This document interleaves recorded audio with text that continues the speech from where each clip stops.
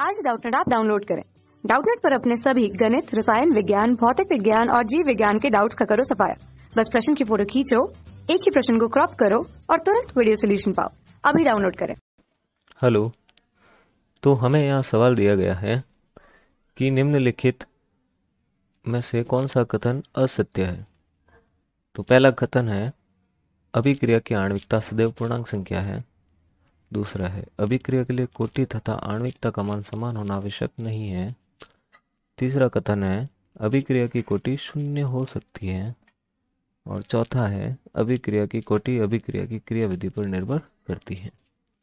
अभी हम चारों कथन का देखेंगे कि कौन सा कथन क्या कहता है और हमें कौन सा असत्य है ये ढूंढना है। पहला कथन कहता है कि अभिक्रिया की आणविकता सदैव पूर्णांक संख्या है। तो कोई भी अभिक्रिया हो रही है जैसे 2A प्लस B जो कोई C उत्पाद बना रहा है, तो यहाँ पे अभिक्रिया की आणविकता का क्या मतलब है कि अभिकारकों के आगे जो अंक लिखा होता है उन्हीं की संख्या को अभिक्रिया की आणविकता बोलते हैं। जैसे यहाँ 2 अणु A के और 1 अणु B का होके यहाँ पे अभिक्रिया की आणविकता हो गई 3। तो ये जो अणुओं की संख्या है या आणविकता बोल सकते हैं, ये आधा भी नहीं हो सकता, आधा अणु भी भाग नहीं ले सकता, और कोई √2 जो पूर्णांक संख्या नहीं हो ऐसा अणु कोई भाग नहीं ले सकता।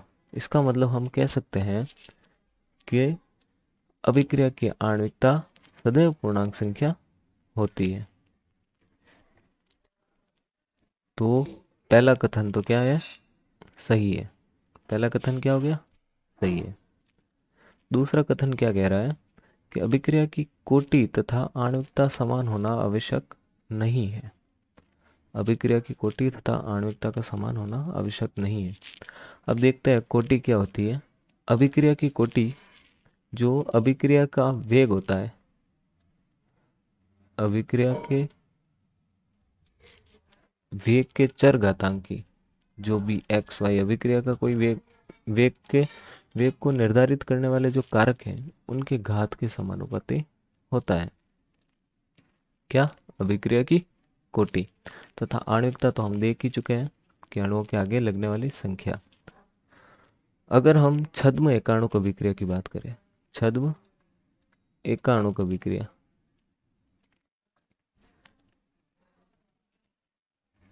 छद्म एकाणुक अभिक्रिया,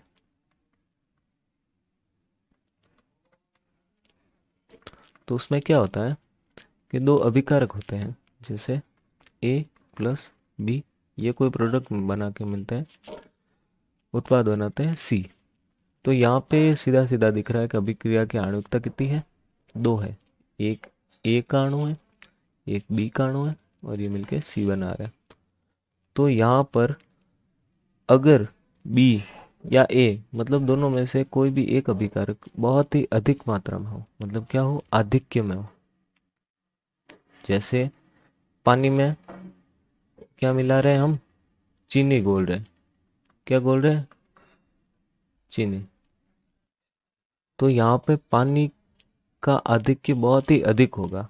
चीनी हम कम घोलते हैं और पानी का आधिक्य बहुत ज्यादा होगा। तो अभिक्रिया किस पर निर्भर करेगी, जो कम मात्रा में है चीनी पर निर्भर करेगी।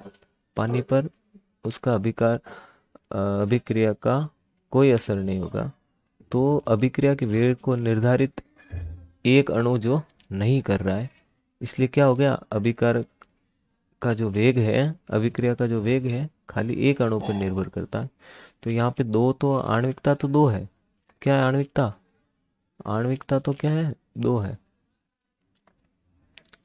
बाकी यहाँ इसकी कोटि कितनी है, ये एक अभिकारक पर ही निर्भर करता है, तो अभिक्रिया की कोटि है 1।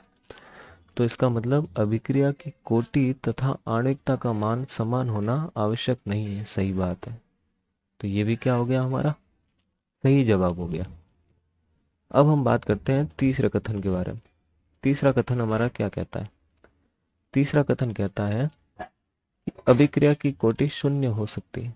जी जरूर हो सकती है। शून्य कोटि की अभिक्रिया, इसका तो कहना ही नहीं है, ये शून्य कोटि की अभिक्रिया होती है। और चौथा जो सवाल है, अभिक्रिया की कोटि अभिक्रिया की क्रिया विधि पर निर्भर करती है। नहीं, ये गलत है। अभिक्रिया की कोटि अभिक्रिया की क्रिया विधि पर निर्भर नहीं करती है। अभिक्रिया की कोटि, जो कोटि होती है वो जो अभिकारकों के जो वेग नियतांक होते हैं, जैसे वेग को निर्धारित करने